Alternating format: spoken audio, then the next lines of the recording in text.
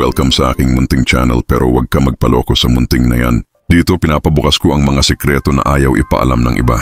Mind games, diskarte at mga taktika na pwedeng magpabago ng pananaw mo sa buhay. Ako ang tropa mo na walang sinasanto pagdating sa katotohanan. Kaya kung handa ka na, ilock ang pinto, ilagay ang earphones at sumama ka sa laro ko. Let's begin!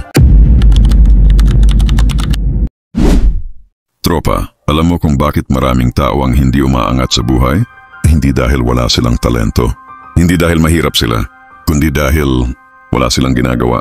Marami ang magaling mangarap pero konti ang marunong kumilos.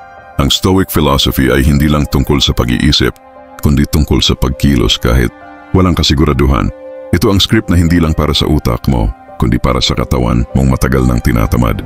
Tara, pag-usapan natin, paano mo pipilitin ang sarili mong kumilos kahit wala kang gana. 1. Huwag mong hintayin ang motivation. Sa Stoicism, walang halaga ang motibasyon. Dahil ang motivation ay parang ulan, dumarating at umaalis. Pero ang disiplina, yan ang araw na kahit makulimlim ang paligid, tuloy pa rin ang sikat. Sabi ni Marcus Aurelius, "At dawn, when you have trouble getting out of bed, tell yourself I was made to do this work." Example, isipin mo ito tropa, 5 a.m. antok na antok ka. Lamig ng kama, gusto mong matulog pa. Pero sa utak mong stoic, may boses na nagsasabing, hindi ako ginawa para matulog lang. Ginawa ako para gumalaw, para gumawa, para lumaban. Yun ang warrior mindset. Hindi mo hinihintay ang gana, ginagawa mo ang dapat kahit walang gana. 2. Ang tunay na kalaban ay hindi tamad, kundi kompromiso. Ang stoic, hindi biktima ng mood. Hindi niya sinasabi, mamaya na lang pag may energy na ako. Next week, kapag ready na ako. Ang stoic, ginagawa kung anong tama kahit hindi siya ready. Dahil ang hindi pagkilos ay kompromiso sa sariling pangarap. Pag-usapan natin ang real-life situations. Gusto mong mag-business, pero ayaw mo pang magsimula kasi di pa perfect idea mo. Gusto mong magbasa pero mas gusto mong mag-scroll. Gusto mong mag-gym pero inaantok ka pa. Boss, tandaan mo, hindi mo kailangang maging inspired para gumalaw. Kailangan mo lang simulan at doon magigising ang apoy. 3. Stoic action vs emotional excuses. Sabi ni Seneca, while we wait for life, life passes.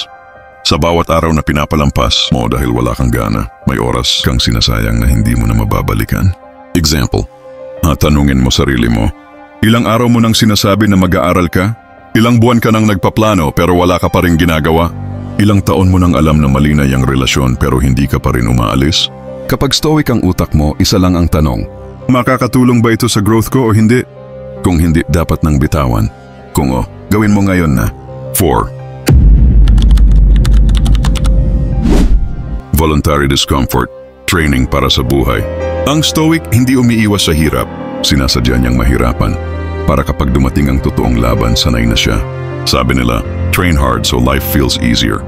Sa stoicism, choose discomfort now so life won't choose it for you later. Action plan. Maligo ng malamig, gumising ng maaga kahit puyat ka, gawin ang pinaka-naiinisan mong task, unahin mo, magbasa kahit hindi mo trip. Bakit? Kasi habang ang iba ay alipin ng emotion nila, ikaw, commander ka ng katawan mo. 5. Huwag kang maghintay, gumawa ka ng oras. Walang tamang oras. Walang perfect timing. Ang stoic hindi naghihintay ng permission, gumagawa siya ng daan. The Stoic Daily Move. Araw-araw, tanungin mo sarili mo, ano ang pinaka-importanting bagay ngayon? Ginagawa ko ba yun? Kung hindi, bakit hindi pa? Tapos, gawin mo. Walang drama, walang reklamo, walang later. Action ang sagot sa lahat. Pilitin mo hanggang lumabas ang lakas. Ang tropa sa Stoic philosophy. Hindi mahalaga kung takot ka. Hindi mahalaga kung pagod ka. Ang mahalaga, kumilos ka. Gumawa ka, lumaban ka. Dahil sa bawat action mo, lumalakas ang loob mo.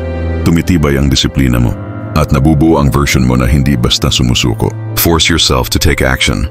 Hindi dahil madali, kundi dahil ikaw ay nilikha para sa laban, hindi para sa sofa. Call to action. Kung tumama ito sa'yo, boss, comment mo sa baba. Hindi ko nahihintayin ng gana. Gagalaw na ako ngayon. Like, share at mag-subscribe ka na kung gusto mo pa ng ganitong content para marami ka pang matutunan. Dahil sa susunod na episode, pag-uusapan natin ang pinaka-crucial sa Stoicism. Salamat.